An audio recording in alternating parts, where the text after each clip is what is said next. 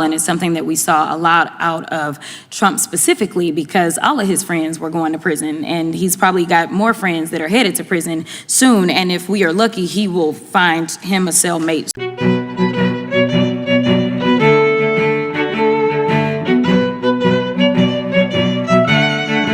Hi, welcome to Street Politics. My name is Reese Waters. Don't forget to like the video and subscribe to the page. Huh? Yeah, I saw Jasmine Crockett snatch Donald Trump's toupee. This election is the best example of why y'all are so afraid of diversity, equity, and inclusion, because then you can't have a simple-minded, underqualified white man somehow end up ascending. Instead, you've got to pay attention to the qualified black woman. But you heard they took her key card. Yeah, for elder abuse. What? They let her back in the building? Shoot, they must want some more. I'll pick up maybe a little bit where my colleague just left off, and the question was about Butler, Pennsylvania. I'm curious to know if any of you are aware as to whether or not the FBI is involved at all in determining what's going on in Springfield, Ohio, because as far as I'm concerned, there is domestic terrorism afoot, and it is at the word of the Republican nominee and his running mate.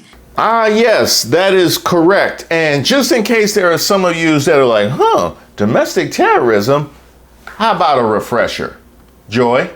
So there's a term that you might not have heard before, but will unfortunately probably hear me use again, that describes what J.D. Vance and Donald Trump and their right-wing friends like Christopher Rufo and Stephen Miller are doing. It's stochastic terrorism. Stochastic terrorism is when the public demonization of a person or group of people through ideologically driven hate speech increases the likelihood that those people will be violently attacked and targeted because of those vicious claims. It's when attacks on drag queens claiming that they are grooming and seducing children lead to drag shows being canceled because of bomb threats. It's the right's demonization of Speaker Nancy Pelosi that leads to a deranged man breaking into her San Francisco home, searching for her so he can, quote, put her on trial, and instead bashing her husband's head in. And of course, it's what J.D. Vance has done to Haitian immigrants in Springfield, Ohio. There's also a second term you need to know to understand what these people are doing. And I promise you, I'm not making it up. It's called dead catting. Making a shocking, dramatic, and usually false claim to distract from a more damaging story. It's like if a comedian threw a dead cat onto the stage to divert attention from the fact that he's bombing. And it's a technique often used by autocrats and failing leaders. As far as I'm concerned, there is domestic terrorism afoot, and it is at the word of the Republican nominee and his running mate. So do we know if anyone is checking into that on the federal level? I'm just curious. Just a yes or no, anybody? I don't know. Okay, perfect. Oh, there is so much about that. That's perfect. There is so much about that. That is perfect. Laying out what's going on in Springfield, calling it domestic terrorism. Do we know if there's anybody that's even checking into that? Anybody that's looking into it? A long pause and I don't know. Yes, that is exactly the level of seriousness that they take towards domestic terrorism. Either way, I want to move on, and I want to talk about Mr. Kirshner. I'm just curious, if you were to define what weaponization of the federal government looks like, just in a quick, short definition, what would it be?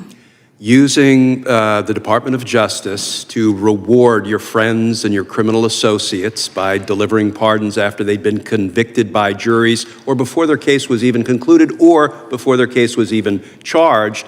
Pardons, you say?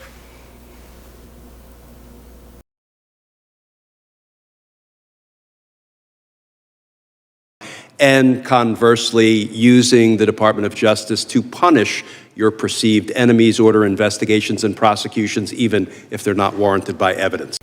Even if they're not warranted by evidence, you say? There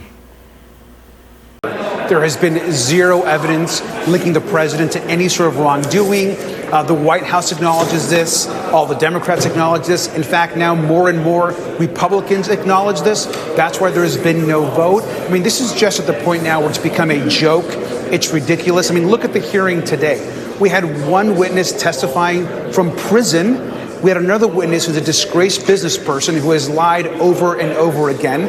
And this has just been a long line of frauds, spies, people that are being convicted of crimes as witnesses in this massive scam that the Republican House majority has put on the American people. So it is over. We need to move on. I'm sorry, that was not brief. That's okay. It was accurate.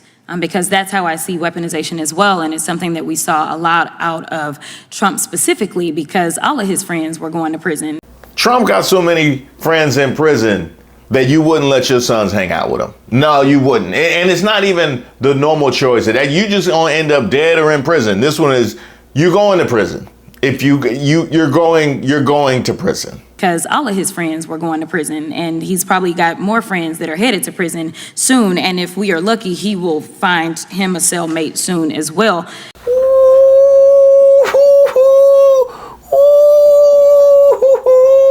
I do have to fact check you right there, though, Jasmine Crockett. I don't think there's any way that Trump isn't in PC. Yeah.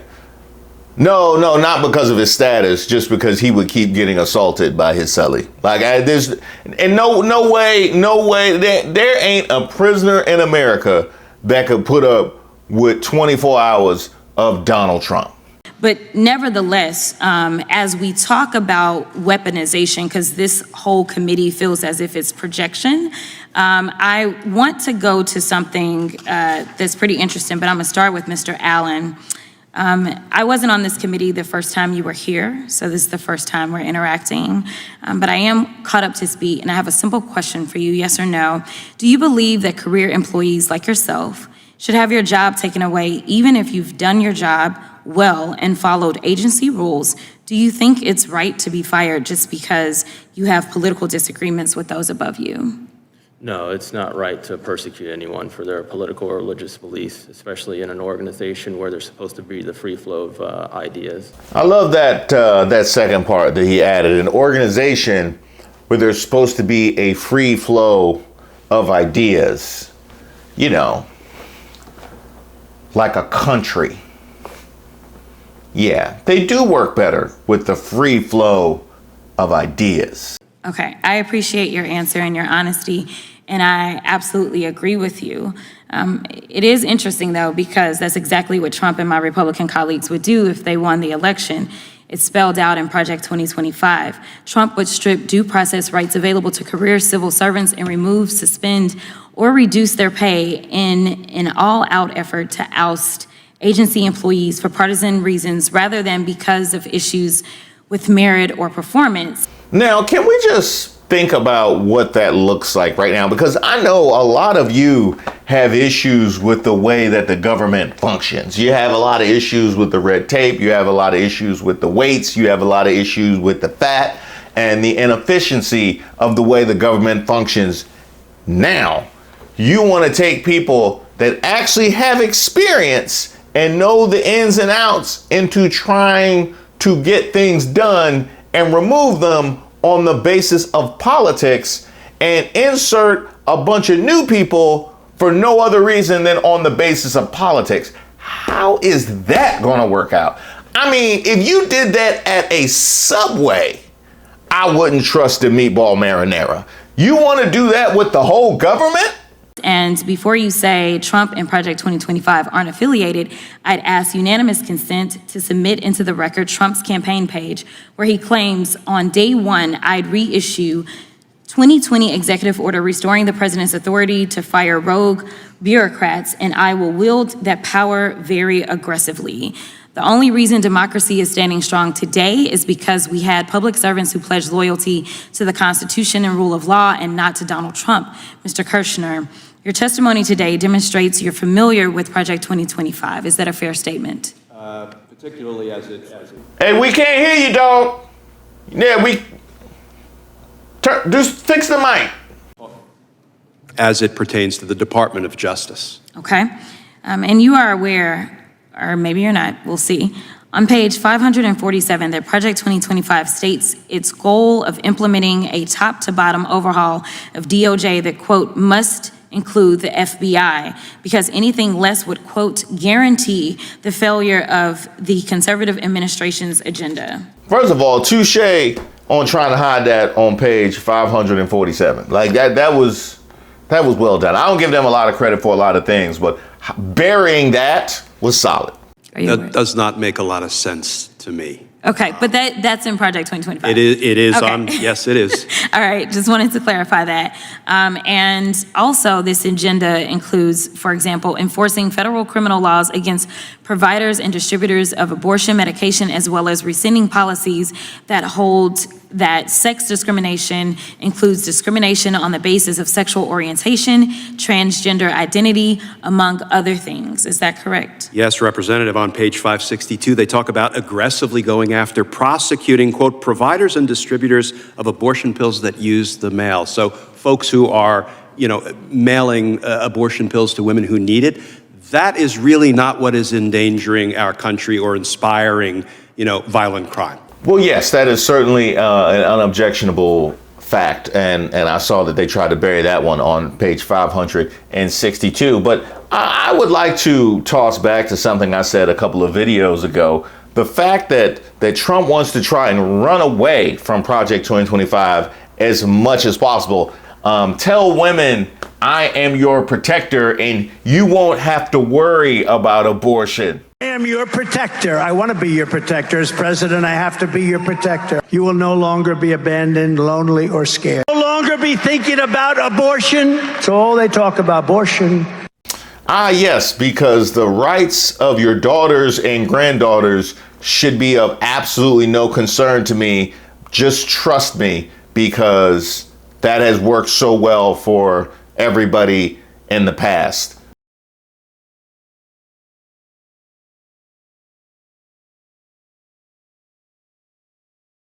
No, not the ones in jail. The other ones that's not in jail.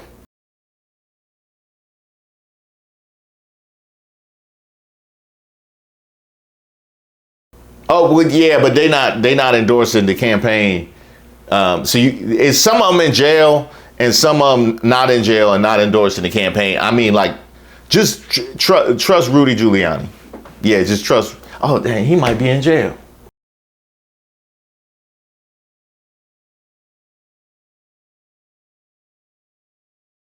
Just think of the level that they have sunk to at this particular point in time. I can't defend Project 2025. I can't even defend our record on abortion. You know what? Just trust me. I am your protector.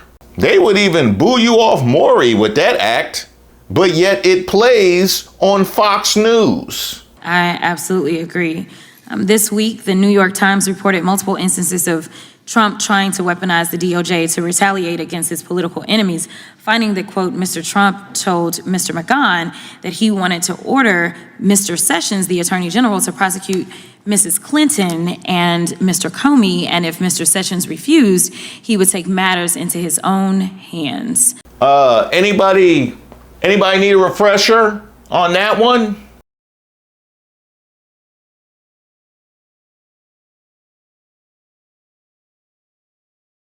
I know my time is running out, so I just have to ask, Mr. Chairman, given you've convened this hearing, theoretically it's you, given that you've convened this hearing on weaponizing federal agencies, will you commit to publicly condemning Trump for attempting to weaponize the government and condemn Project 2025 for its efforts to do the same?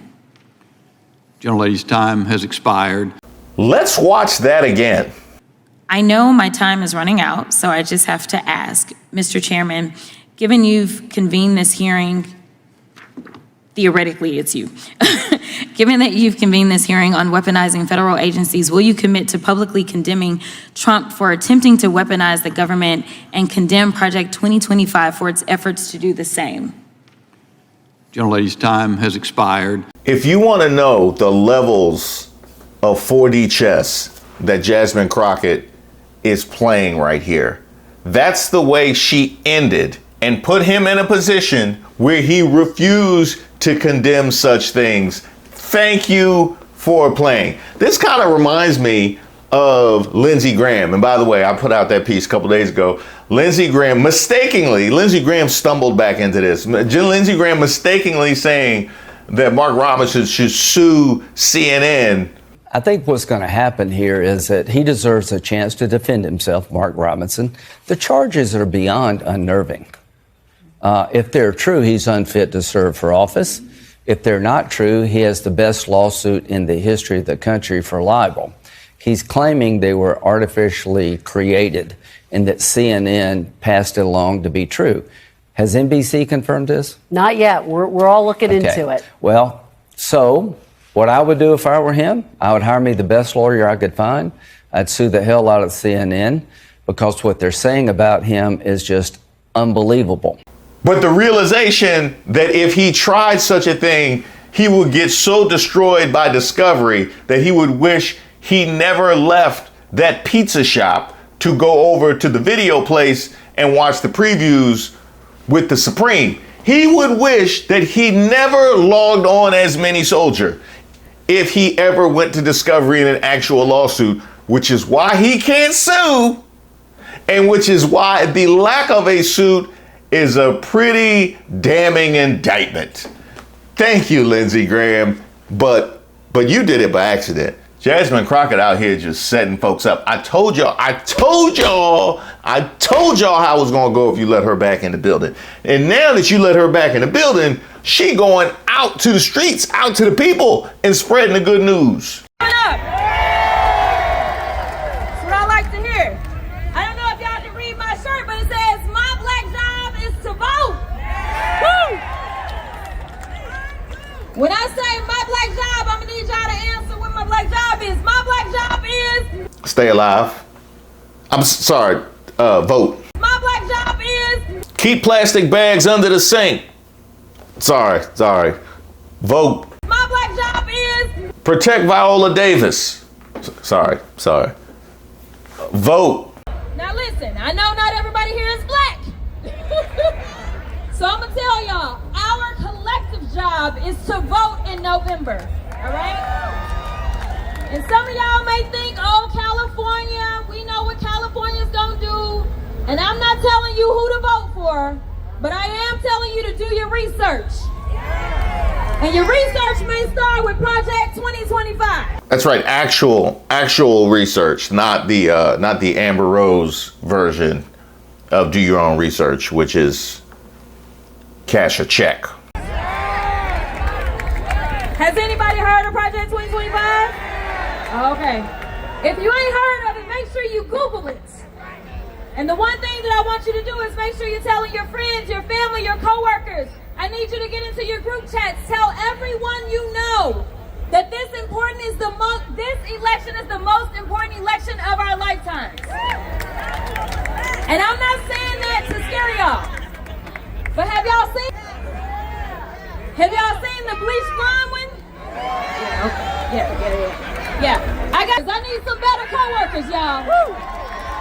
In California, y'all got some real good opportunities to send me some really good coworkers. Does she need some better coworkers?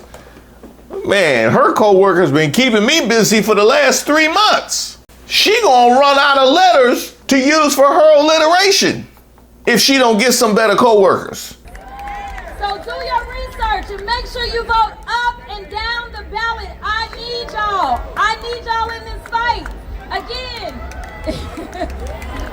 what is our job in November? Knock pumpkin spice out people's hands. Sorry. Vote.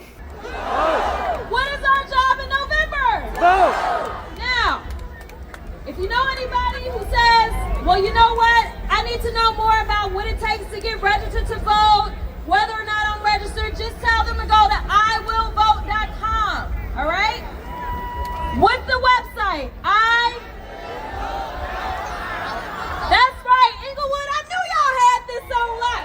So listen, I'm gonna make sure I get out of the way because Gladys gonna tell y'all a little something about Georgia. Now, first of all, shout out to the ally wearing the Kamala Harris t-shirt who provided this video. If you wanted no other evidence of the power of Jasmine Crockett, she had people entertained during an intermission at a music festival. You know how mad them people be waiting to hear the headliner? I know. I've been booed before in this same spot. And I had jokes. I wasn't trying to educate people. I was literally there to entertain them. And Bowie State, I ain't forgiving y'all for that.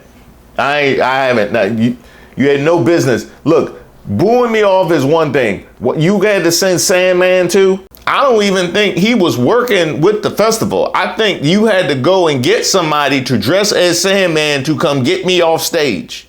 Thank you guys so much for watching the video, and I especially want to thank those of you that have been emailing me at reese@reesewaters.com. I do look at it, and I wanted to say I've taken a number of suggestions. Just in the past week, I think half the videos were suggested from emails that I received from you guys, so keep them coming. And just because I may not be able to respond doesn't mean that I don't see it, and it doesn't mean that it's not impactful, because the email and the feedback that I get from you guys shapes my perception of the people that are consuming my content. So it really does impact the direction that we take moving forward. So just because I may not respond to your email doesn't mean I don't appreciate it. So thank you guys very much. Of course, we have the website, ReeseWaters.com. There's some new merch on the website as well, so be on the lookout for that. And by the way, if you get some merch, if you get a shirt or hat or whatever the case may be, send me a photo of yourself with it. Maybe put in the title merch pick or something like. I could think of a way better subject title. Those of you that have signed up for my newsletter, use the portal on my website. I appreciate you guys for doing that. There'll be a new newsletter that is going out shortly, and in it will be updates on channel membership. That's right, something that you guys have been mentioning to me for a long time. We're finally on the precipice of it, so you can get all the details and the membership. Again, you can sign up on my website or send me an email at reese@reesewaters.com. There is so much on the horizon, and I, for one, am extremely grateful that you're along with me on this ride.